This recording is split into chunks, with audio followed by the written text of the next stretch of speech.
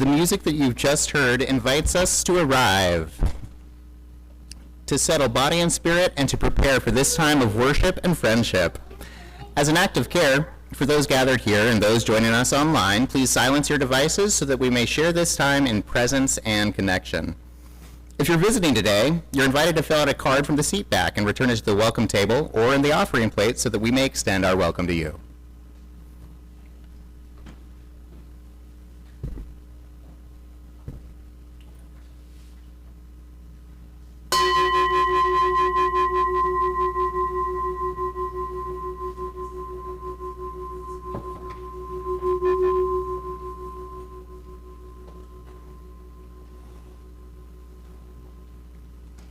Please know that whoever you are, wherever you are from, whomever you love, wherever you are on life's journey, you are welcome here. Good morning. Oh, I'll give you one later, okay? Welcome to San Gabriel Unitarian Universalist Fellowship. Whether you're here in this sanctuary for the first time or the billionth time, we are glad that you are here, joining us online as well. My name is Zachary Harrison Hunter. My pronouns are he, him, and I am honored to serve as one of your worship leaders this morning. I've had so much fun preparing this Social Justice Sunday collaboration workshop event that we're putting on with members of the art team and RE, with everybody who participated. Thank you, thank you, thank you. This has been a blast. We are a part of a larger movement of Unitarian Universalist congregations working together for a just, peaceful, and sustainable world. And here in this community, we begin that work by sustaining one another in love.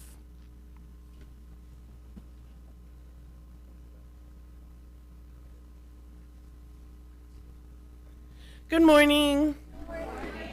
I am Jami Moore. My pronouns are she and her, and I am honored to serve as your other worship leader this morning.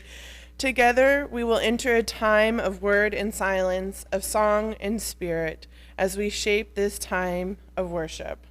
I'm so excited to be here with you all. I have been a member of this fellowship for a little over a year and became a member around the same time as Zach and his wife Emily. I'm an elementary art teacher, and when Zach and a few others said that they wanted to bring zines to the congregation, I was very determined to make that happen, so here we are.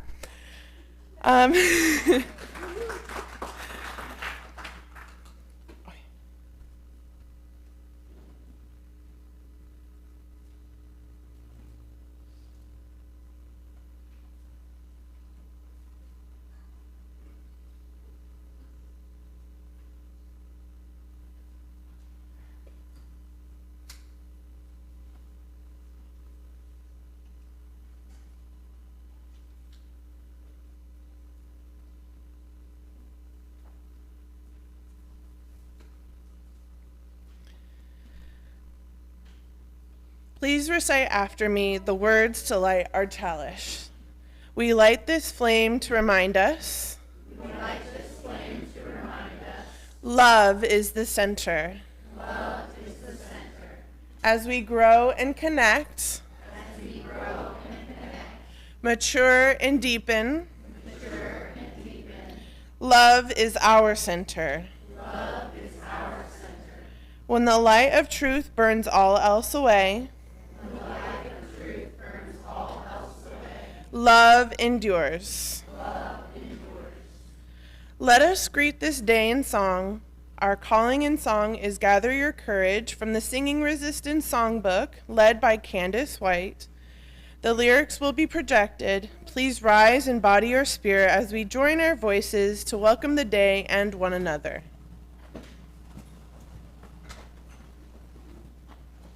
Oh, hello. You guys can actually sit down. It's totally fine. Yeah, you're welcome. Be comfortable. We're going to do things a little bit differently today. So this song that we're doing for our calling in song is from our Singing Resistance Songbook. We have Singing Resistance meetups every Wednesday at 6:30 here. And I just wanted to give you a little bit of information about that if you haven't ever heard of Singing Resistance before, and how it came about here at this congregation. I went through a really, really hard time recently with a lot of the things going on in Minneapolis, Minnesota, with just viewing all the evidence from there with what's going on with ICE and the resistance there. And while I was simultaneously moved by the way the community was coming together, I had a really hard time personally with witnessing what our fellow humans are capable of, and just had a really hard time. My body almost didn't know how to process it, to be honest. And so while I'm used to being, a little down about things, and then what can I do? What can we do? And bounce back, I was having a really hard time finding the bounce. And I think that was just because my body was having a hard time processing what it was seeing. And so I had a conversation with Eric, actually. And one of the things that he said in passing was, he used the words crisis of faith. And I was like, oh, I think my faith in humanity is a really big part of me and my resilience and my faith in general. And I think that it's just being tested maybe for the first time really in a really big way. And so I have a Baptist background. And so since this felt so somatic for me, I instinctively turned to 90s worship anthems at home and was like at home in my closet, just like belting out these 90s worship anthems that I grew up on. And while it no longer aligns with like my spiritual journey now, my body did remember in those moments what it felt like to be connected to something bigger than myself. And so I took that and I thought there has to be something similar, right? That's more aligned with what we're going through. And I went out of town, went to sleep, had a dream, and woke up singing a song that I had heard on social media from Minneapolis. Didn't know the lyrics, so I was like, I need to be able to sing this. Looked up the lyrics, found Singing Resistance. They had a toolkit and a songbook, and I just knew in that moment that this is what I have to do. I have to start a Singing Resistance group here. And it wasn't just me, it was people not even across our country, across the world are starting Singing Resistance groups so that we have a way to stand up non-violently in a very powerful, a very embodied way. And I don't know, when you sing with other people, the connection that you have listening and just it really connects us all in a way that's bigger than just ourselves. And everyone that's come, we've had 2 or 3 meetings, everyone that's come talks about how healing it is for us personally. So it's not just about what we do out in protest or in solidarity with others, but about healing ourselves and dealing with that immense amount of grief that we're all dealing with right now. So all that to say, this is one of our songs that we've learned. It's called Gather Your Courage. Perfect for today because there's echoes, okay? So the first part we sing together, but as we learn it, I'll have you echo it with me. This is what we do at Singing Resistance. So it goes like this. Gather your courage into your heart. Yay! When we're together, we can start. When we're together, we can start. We'll do that again. Gather your courage into your heart. Gather your courage into your heart. When we're together, we can start. When we're together, we can start. Everybody show up. Everybody show up. Everybody rise up. Everybody rise up. Everybody shake it up. Everybody shake it up. Everybody here. Everybody here. Good. Now we'll do it the way it's intended. We'll sing the first 2 lines together. Are you ready? Here we go. Gather your courage into your heart. When we're together, we can start. Gather your courage into your heart. When we're together, we can start. Everybody show up. Everybody show up. Everybody rise up. Everybody rise up. Everybody shake it up. Everybody shake it up. Everybody here.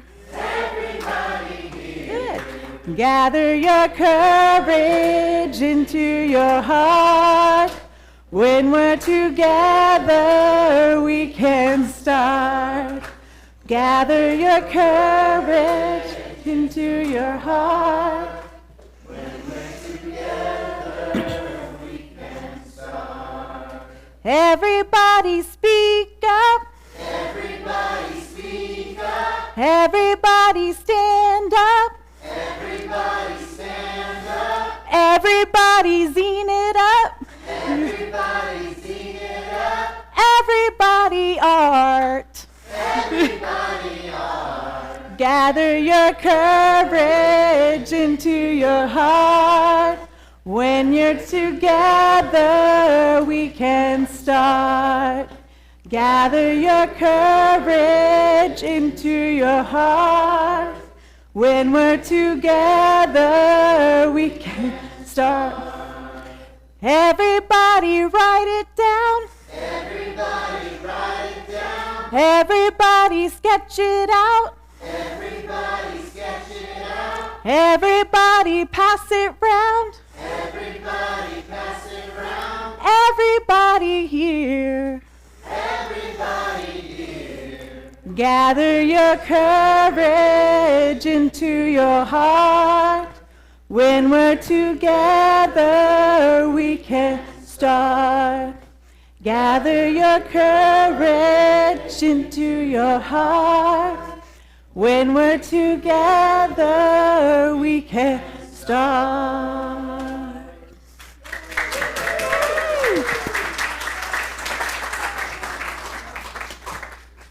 Y'all are awesome. We all sounded so good. Candace White, our Director of Religious Exploration, will now share a story and reflection with us.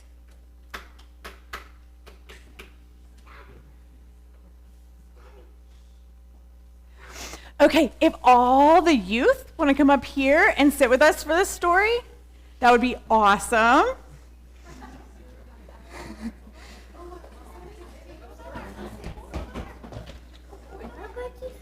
We're going to sit right here in a circle. Yeah, you want to sit right here? You want to scoot a little bit out so we can be in a big circle? Yes, perfect. Excellent. Yeah. Hi, how are you? Okay, today we are reading The Artivist. It's by Nicholas Smith. It's illustrated by him as well. I love to paint. They say I'm an artist.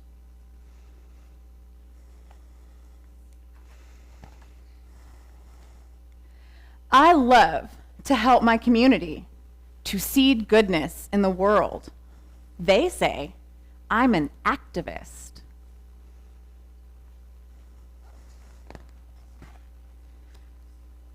But sometimes the world that I see is not the world I wish to see, and the problems seem larger than life. I want to scream. I want to help. I want to act.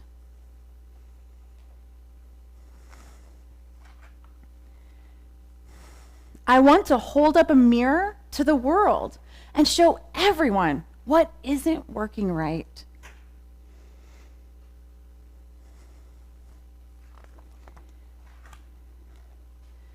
This needs to be fixed.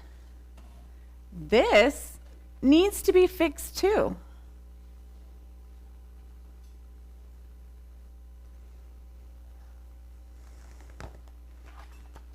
Above the surface, this seems right. But that's when I realized that fixing things requires us all to look deeper. Is there trash in the water? There is trash in the water, you're right. And fish that live there too.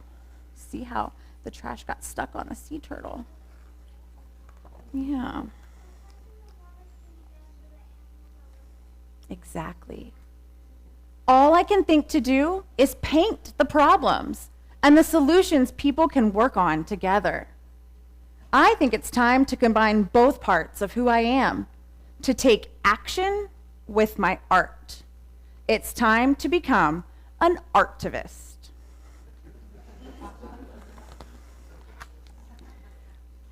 I will sketch and draw and scribble and paint the broken bones I see and the healing I hope for.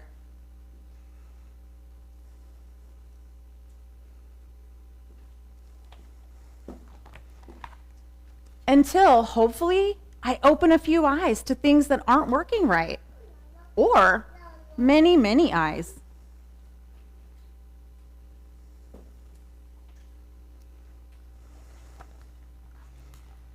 Artivism has the power to spark the compassion and empathy of the whole world. And the artivist can light that flame.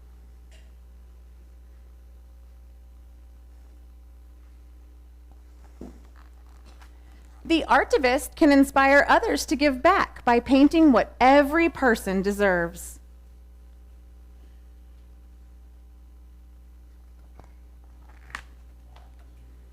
The artivist must be brave enough to speak up, even when it's scary.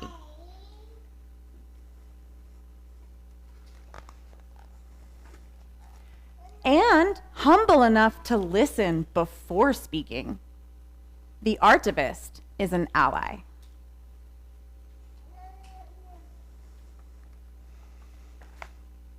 The artivist is a protector of the planet and the planet's children.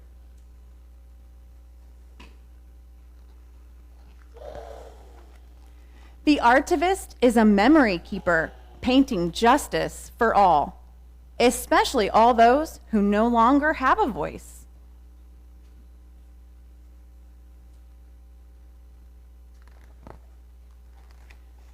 The artivist doesn't only paint. She sings, he writes, they film, we repurpose, we build.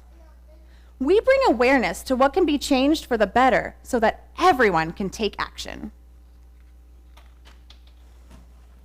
The artivist is a visionary who pieces the world back together until the world is whole again.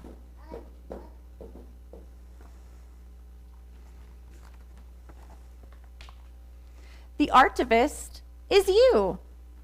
What change will you create? The end. We're going to learn a little bit about how we can use art to make a difference, to draw attention to problems we see or anything we think deserves our attention.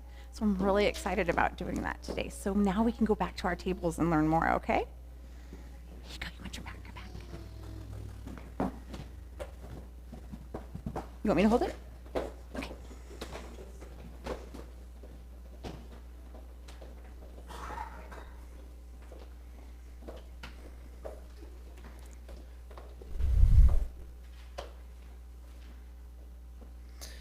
Our hearts hold both joy and sorrow. Spoken here, they become healing medicine. If you wish to share, raise your hand, begin with your name, and hold the microphone so that your voice flows into it. A brief word spoken with care can be enough medicine for us all.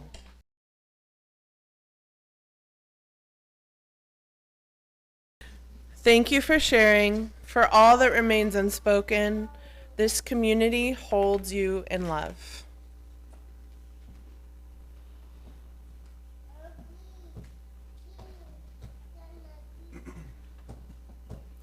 So now we will pause to honor the great world house of which we are all a part, lifting up the needs, hopes, the voices of those beyond these doors. Our story this week is brought to you by the Social Justice Team co-chair and my wife of 4 years today, Emily Egger. Can you come over to the podium now, honey, to share this weird and wonderful innovation?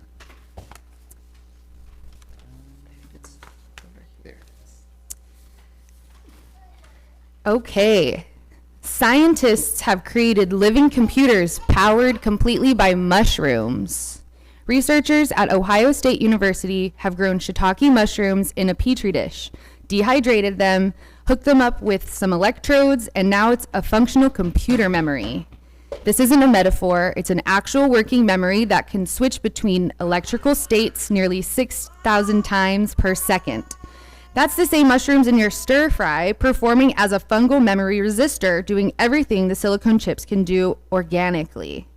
While they won't be replacing your laptop anytime soon, it's a significant scientific breakthrough given that conventional electronic components are an environmental disaster, requiring billion-dollar foundries, rare earth minerals, global supply chains, and energy-gulping data centers, not to mention the mountains of waste created with new generation of tech. Here's to not eating mushrooms, but using them for cooler things.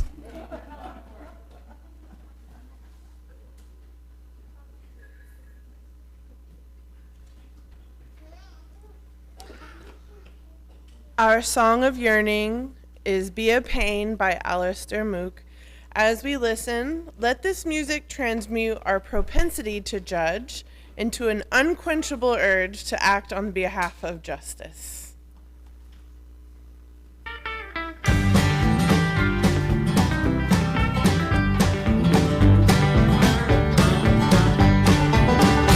If you see something that's wrong, raise your hand and say that's wrong. Point it out and name that thing by its name. Don't stand by and stare. If it's wrong, it's your affair. Don't be quiet, make a right. Be a pain. Be a pain, be a pain. Shout about it and complain. Ignore the crowd and go against the grain. Don't be polite, raise your voice and do what's right. Be a pain, be a pain, be a pain.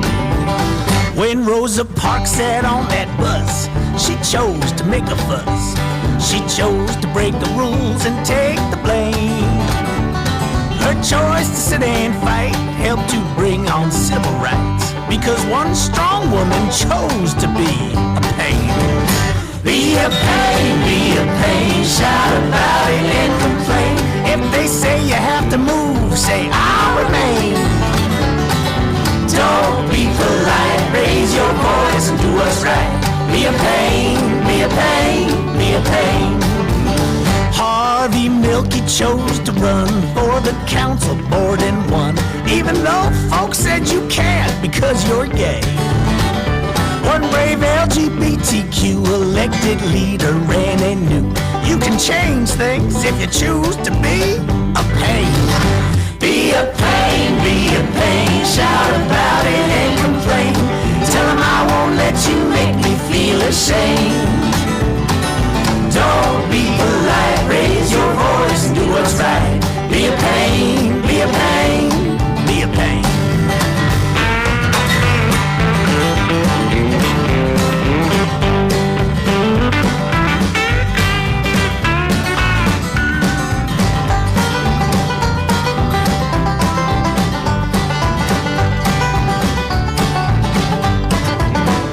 Tennis star named Billie Jean told the world she had a dream that men and women would be paid the same.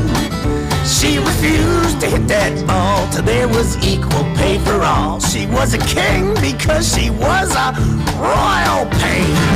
Be a pain, be a pain, shout about it and complain. If they refuse to pay, refuse to play the game. Don't be polite, raise your voice and do what's right. Be a pain, be a pain, be a pain. Kids from Parkland led the fight for something they all knew was right. They said it's time for us to finally make a change. If adults can't compromise, we must go march for our lives. They spoke out and led the charge. They all were pains. Be a pain, be a pain, shout about it and complain. When you're faced with laws you know are just insane. Don't be polite, raise your voice and do what's right. Be a pain, be a pain, be a pain. Oh, be a pain, be a pain, shout about it and complain. Ignore the crowd and go against the grain. Don't be polite, raise your voice and do what's right. Be a pain, be a pain, be a pain.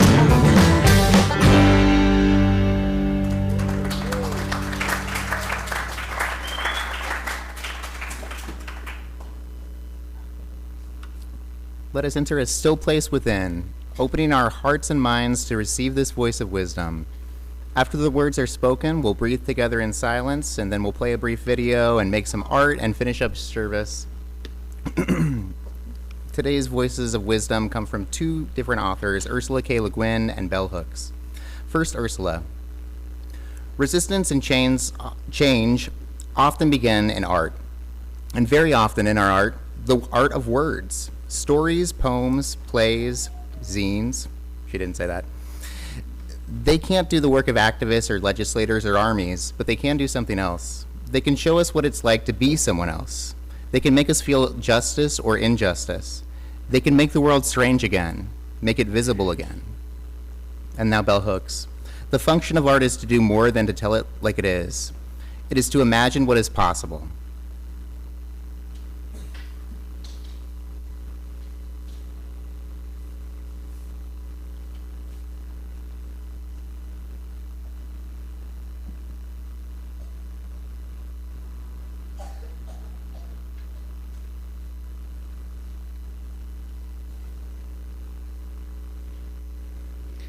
From breath to word, from silence to speech, we enter the unfolding of word.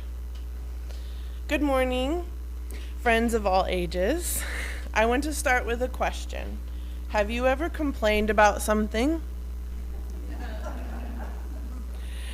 Children, teens, adults, and elders, raise your hand if you've ever said, "That's not fair." Or, "Why is it like this?" Or, "Someone should do something about this." Good, you're in the right place. We don't usually think of complaining as a good thing. We're often taught to be polite, grateful, quiet. But in love for one another, speaking up is a good thing. Naming what hurts, what's unfair, what's broken, and what needs to change is one of the first steps towards justice. And today we're exploring the art of complaining. And not just complaining loudly and angrily, but complaining creatively, humorously, courageously, and with love for the world we want to make better. Here's the thing. We usually complain about things we care about. We complain because we want people to be safe. We want people to be treated fairly. We want the world to be kinder, more beautiful, more just. So today's invitation isn't to grumble, it's to witness. It's to say, this matters, and I'm not going to stay silent about it. Since this service takes place during Women's History Month, it's especially fitting to lift up women and marginalized folks who have used their creativity to challenge injustice. Women and people socialized as women have often been told, be quiet, be nice, stay small, you're just complaining, don't make a fuss. And yet, art throughout history has been used to complain about what needs to be changed. We have written, stitched, painted, collaged, sculpted, printed, sung, and played our way into history. We've used humor and handmade art as tools of resistance because sometimes laughter opens doors that shouting cannot. One powerful example of this kind of creative justice work is the group we're about to learn about, the Guerrilla Girls. They're an anonymous group of feminist artists who formed in the 1980s to call out sexism and racism in the art world. Instead of writing dry reports and giving formal speeches, they put up bold posters, used humor, and startling statistics, all while wearing gorilla masks. They asked questions like, do women have to be naked to get into museums? They made people laugh and then made people think. They used complaining as an art form, not to shame, but to shine a light. After we watch the video about the Guerrilla Girls, you'll be invited to make something, and you can do so either alone or with someone near you. Your prompt is simple. Complain about something you care about. Not just what annoys you, but what breaks your heart. What makes you angry because you love this world. What you wish would change. my co-worship leader and fellow zine fiend, Zach, will also share his love for zines and will be showing us how to fold and make one of your own. And you may make your complaint in zine form if you wish. When you're finished, you're invited to add your creation to our complaints department on the bulletin board. This isn't a wall of negativity, it's a wall of care. A gallery of what we love enough to fight for. A visual reminder that justice begins when we name what's wrong and imagine what could be. Thank you. And then we'll play the video about the Guerrilla.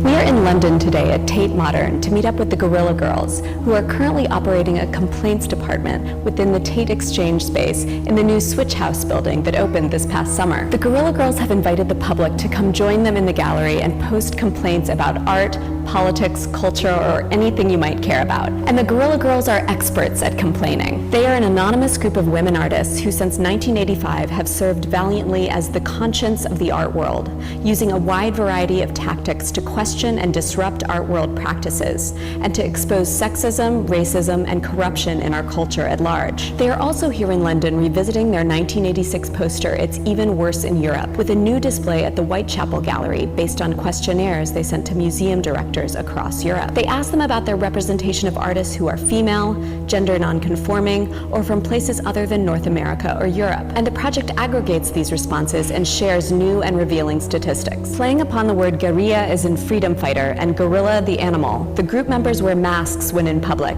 each choosing the name of a dead woman artist as a pseudonym. Today we're sitting down with Frida Kahlo and Kata Kolvitz, who are going to talk with us a bit about the art of complaining and prompt us to find our own ways to question the worlds around us. Hi, we're the Guerrilla Girls, and this is your art assignment.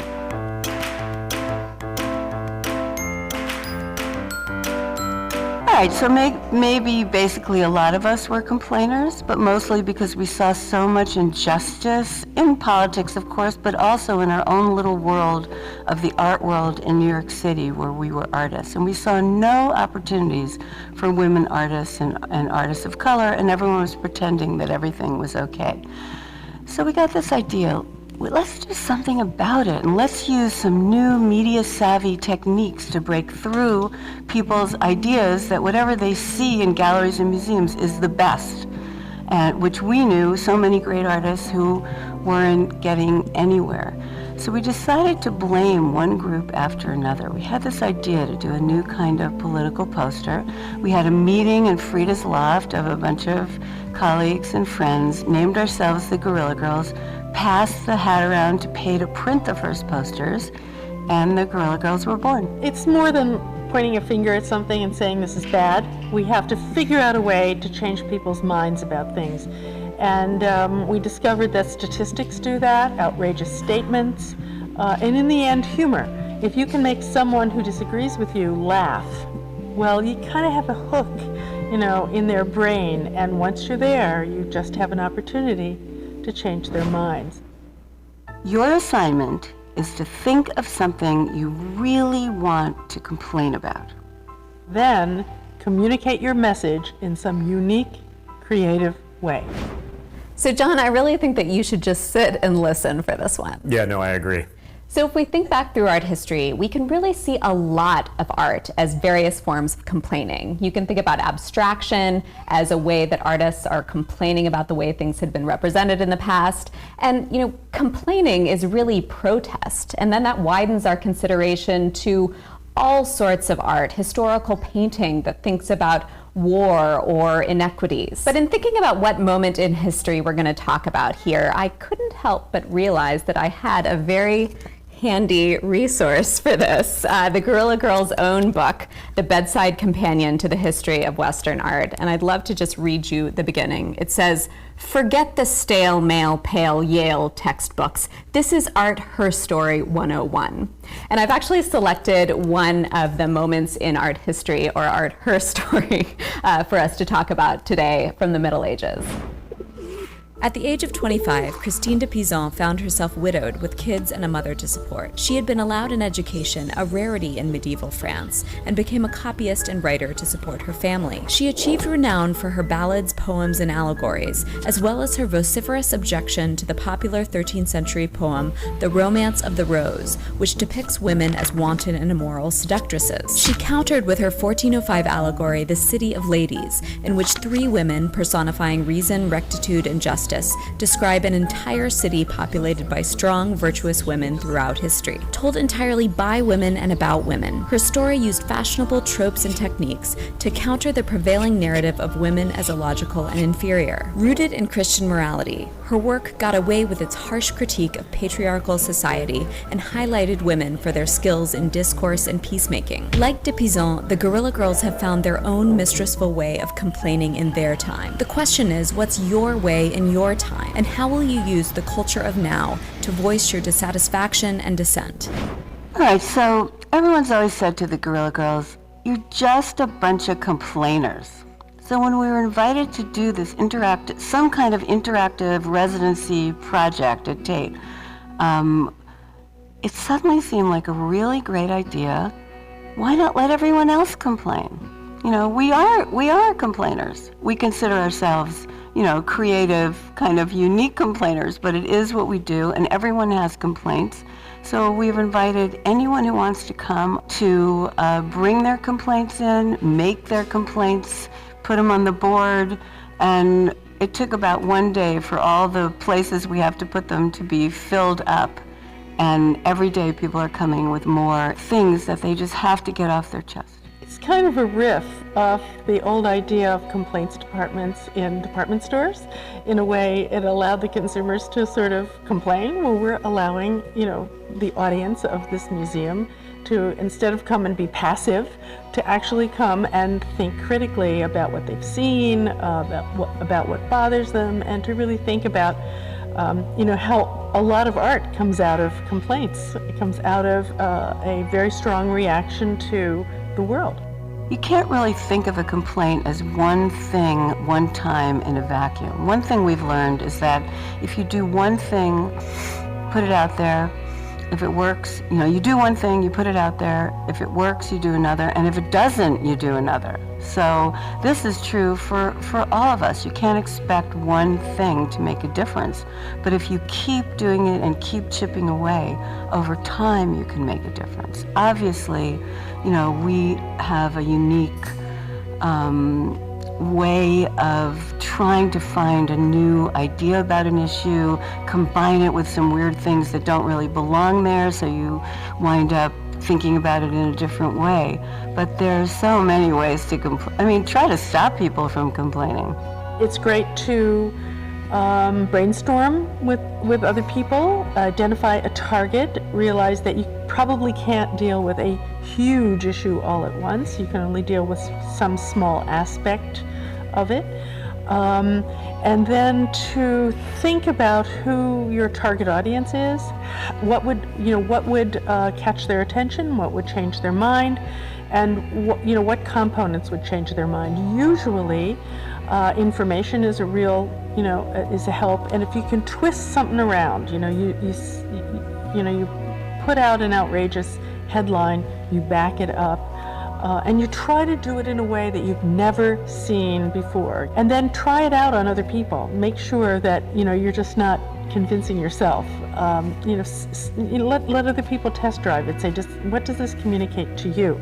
Because sometimes being angry and complaining is a good place to start, but it's not a great place to end. You have to craft your message. And I think reading the other complaints, looking at their complaints, thinking about what they complained about is going to have an effect. It's had an effect on me, and I've been complaining for years.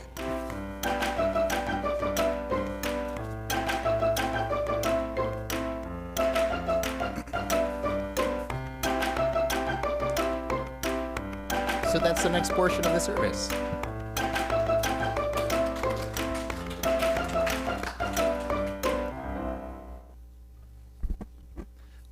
In the next little part of service, we're going to be making our complaints into art, just like the video was saying. And, I'll add that complaints are something to lift up because they show us the way to a more nuanced and diverse future. Complaining about how things are is the first step in realizing what they could be. So often society demands adherence to rules and structures that reinforce authoritarian values, and complainers defy that paradigm.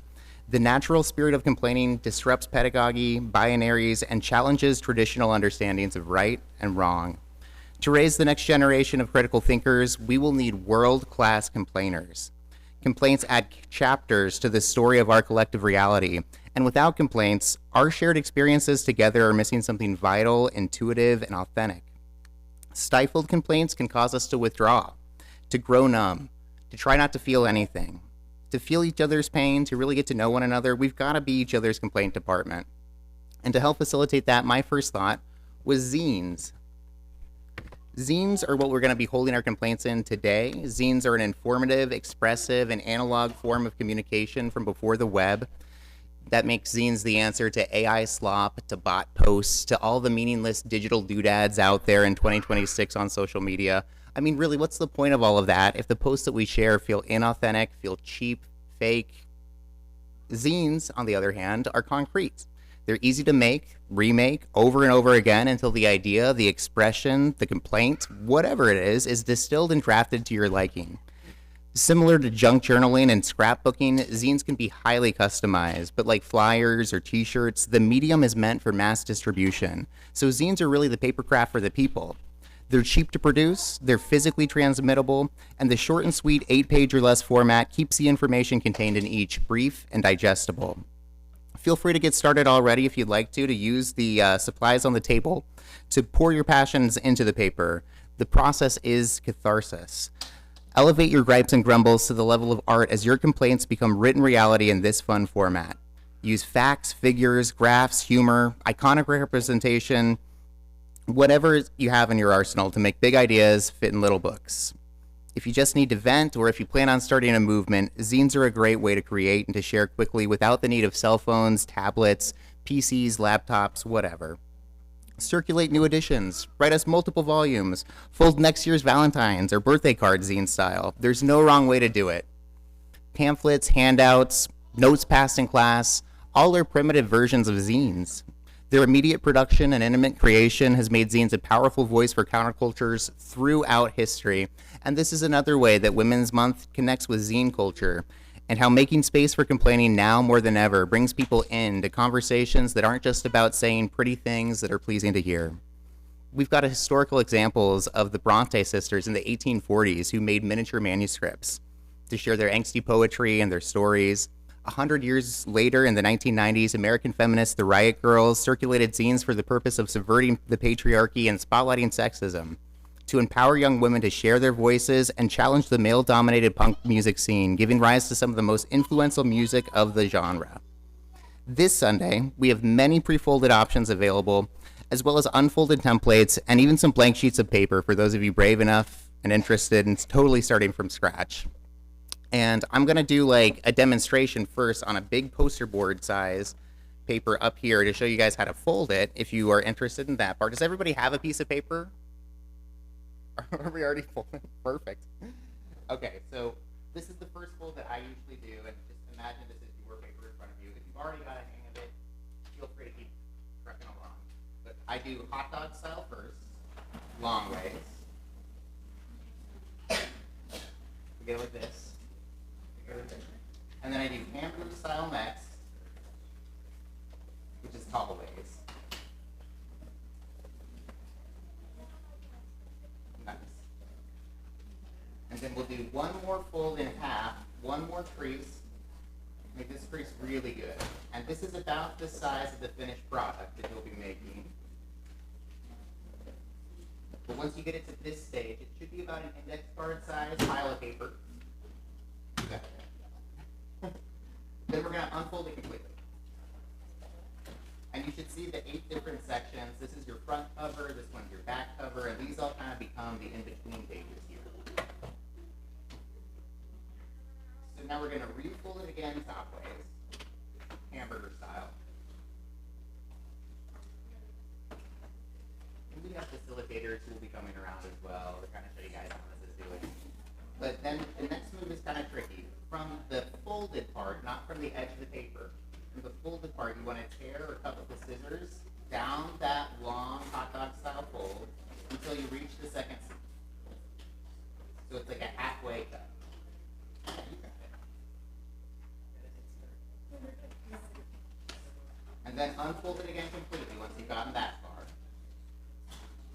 And you should have kind of like an eyelet fold in the center here. Exactly. Bob's got it. And then you're going to want to fold the outer pages apart. It's easier said than done. You pull the outside pages apart, and you've got a center spine formed now, like this. And then you can compress it into your little ragged. And if you don't get this your first try, don't even worry about it. It's taken years of practice and I still mess up. But now we've got a little zine to make. Or patterns into.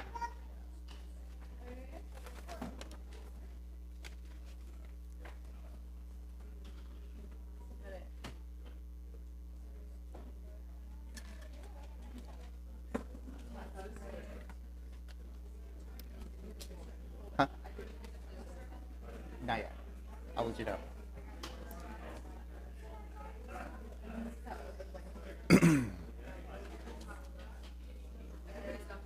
Everybody's got the fold. Is everybody got the fold down? Huh? You got it. Mm-hmm.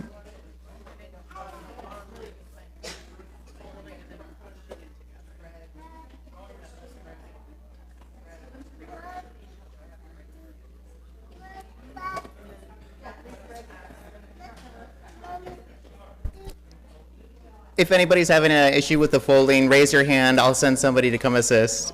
I know this is the trickiest part of the whole process.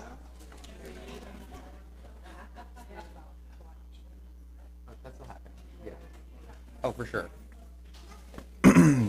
At this stage, maybe you're thinking something like, what the heck am I supposed to write on this? And that's okay. Making space often starts with feeling emptiness, but pay close attention as that space starts to fill with thoughts and emotions, because where attention goes, energy flows, and creatively speaking, go with that flow. The river of ideas is a powerful force to channel, and if it's overflowing today, keep moving with that current.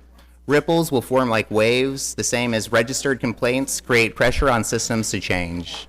What I love about pairing the tradition of zine making, trading, and collecting with the complaint department is that decade after decade, neither has complied with or acquiesced to power. Zine culture and the Guerrilla Girls celebrate and memorialize opposition to authority in innovative, hilarious, and thought-provoking ways. And in 2026, this is not the moment to leave the powerful unchallenged. So take umbrage and take your time. We're going to jam out to the protest anthem playlist, air our grievances with our table mates, and discover what's really been grinding each other's gears. Because in sweetness there is strength, but in saltiness there is solidarity. And so what if it all goes nowhere and nobody gets to see your whiny little zine booklet thing after today? Well, the river of ideas will keep on flowing. Zines are simultaneously more tangible than digital media, but also somehow more destructible too. And as publisher of the content that you control and the copywriter, you can toss out a bad idea further downstream. It doesn't seem all that important to you anymore. The internet is forever. But zines can be burned, they can be eaten, they can be ripped to shreds and composted. And self-publishing means no deadlines. So if your river of ideas is dried up for today, don't even worry. The complaint department will be open for submissions next week and hopefully many more weeks to come.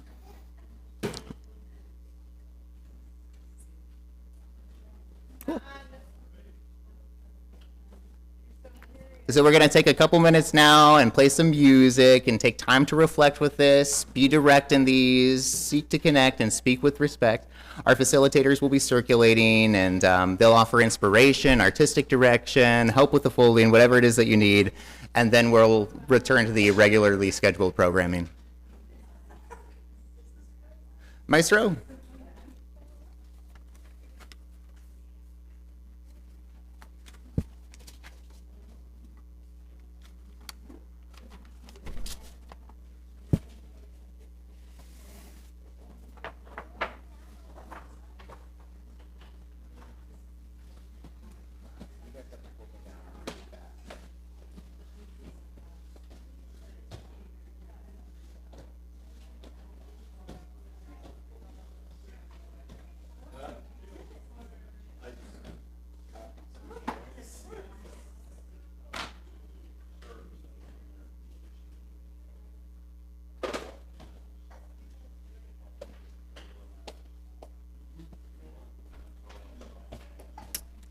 During this time, we're going to go ahead and do the offertory while we're listening to the playlist that Zach and Jamie have curated. So we're going to go ahead and pass the plate as well.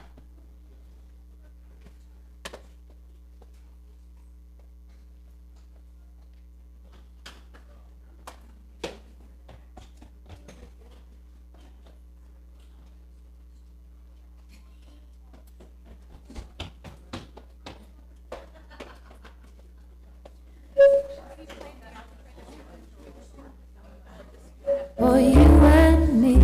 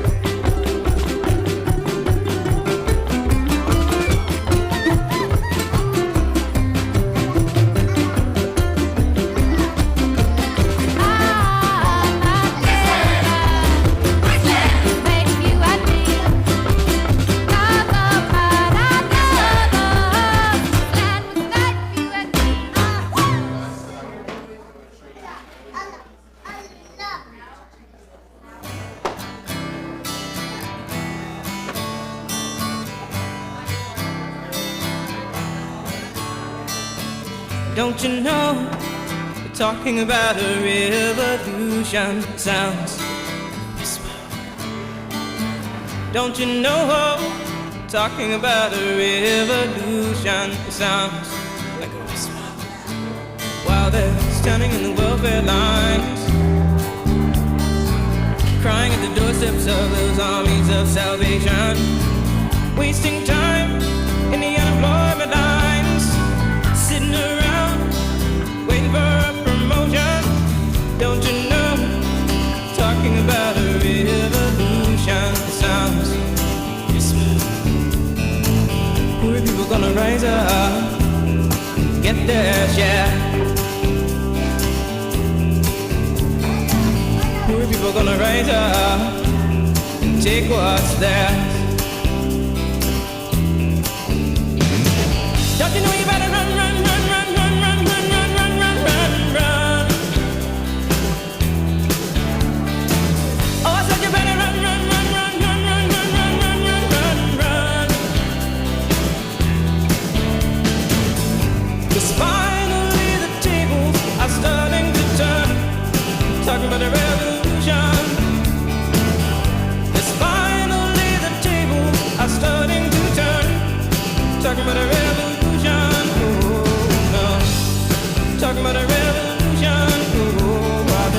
standing in the welfare lines,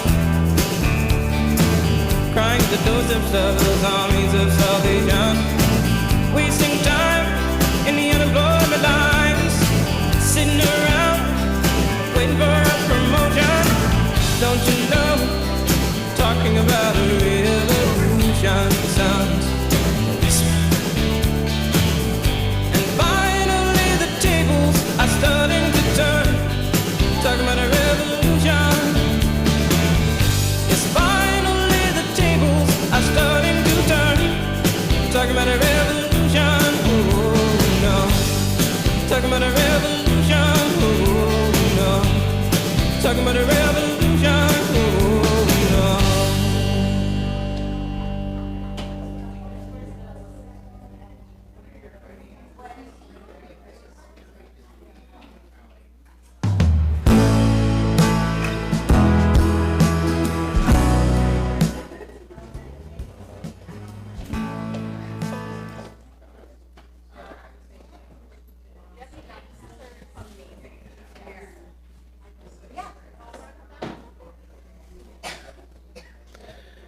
All right.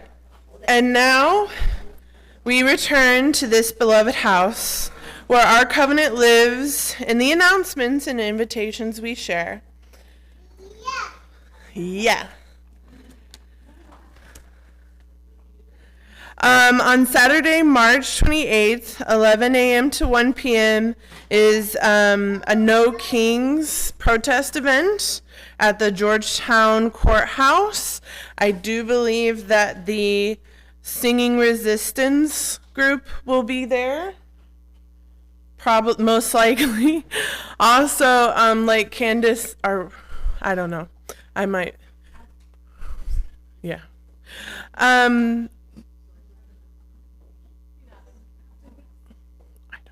Sorry. Anyways, there's going to be a No Kings protest event on March 28th, 11 a.m. at the Georgetown Courthouse. The membership orientation session, the next orientation for if you would like to become a member is Sunday, April 5th, 12 to 2 p.m. at the Fellowship House. You can sign up at the visitor table. Childcare will be available upon request. And then there's a community screening of My Father's Name on March 30th and a discussion of the short documentary about one woman's discovery about her father's involvement in a lynching. Details are in the messenger. There's a Habitat team meeting on March 19th at 11 a.m. on the deck at UU. Where's the deck? Oh, on this deck right there. So anyone interested in helping support the Habitat team can meet there. Singing Resistance meetups are every Wednesday at 6:30 to 7:30 here at the sanctuary. It's a lot of fun. You can come late, leave early, and it's just a beautiful way to be in community. Thank you.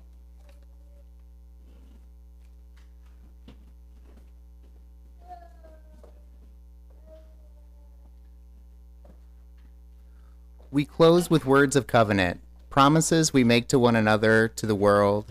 Let us share them together in a unison reading. Love is the spirit of this community. Truth is our sacred quest. Justice is our prayer. We dwell together in peace. We seek wisdom in freedom. We serve life in fellowship. We grow in harmony with the sacred. Thus do we covenant to do one another. Our returning song is I'm Gonna Lift My Sister Up by Fea Rose Torre. Please rise in body or spirit as we gather our voices once more, carrying forward the strength and hope we have found here.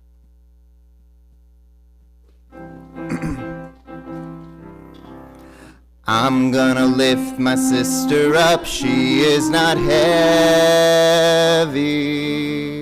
I'm gonna raise my sister up, she is not heavy.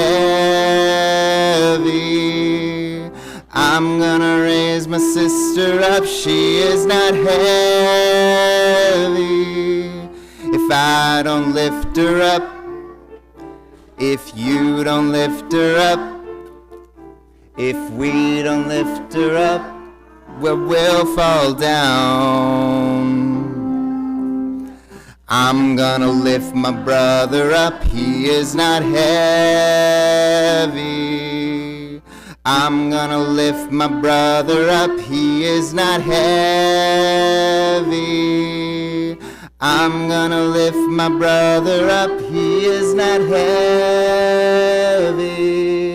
If I don't lift him up, if I don't lift him up, if I don't lift him up, we will fall down. I'm gonna lift my neighbor up, she is not heavy. I'm gonna lift my neighbor up, she is not heavy. I'm gonna lift my neighbor up, she is not heavy. If I don't lift her up, if you don't lift her up, if we don't lift her up, we will fall down. I'm gonna lift my people up, they are not heavy. I'm gonna lift my people up, they are not heavy. I'm gonna lift my people up, they are not heavy. If I don't lift them up, if I don't lift them up, if I don't lift them up, I will fall down. We're gonna lift each other up, we are not heavy. We're gonna lift each other up, we are not heavy. We're gonna lift each other up, we are not heavy. If I don't lift her up, if I don't lift her up, if we don't lift us up, we will fall down. That was so good.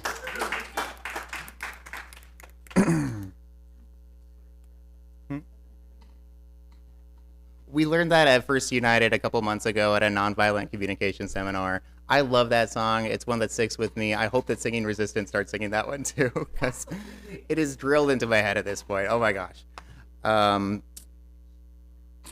We have to extinguish the flame.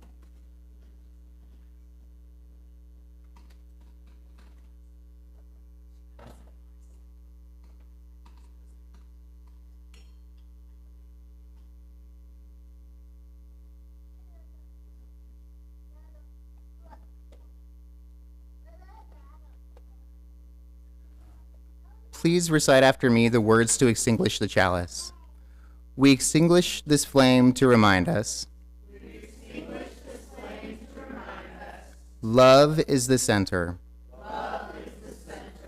As we explore and rest, engage and heal. Engage and heal. Love is our center. When only ashes remain, love endures.